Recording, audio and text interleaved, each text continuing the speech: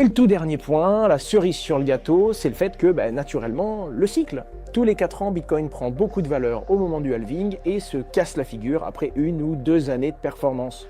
Eh bien, si certains se sont demandé s'il y a eu un cycle, s'il y a eu une hausse, parce que finalement Bitcoin a explosé, oui, mais c'était différent. Déjà, il a explosé avant le halving, et en plus de ça, Bitcoin n'a pas tiré toutes les autres crypto-monnaies à la hausse, comme beaucoup l'attendaient.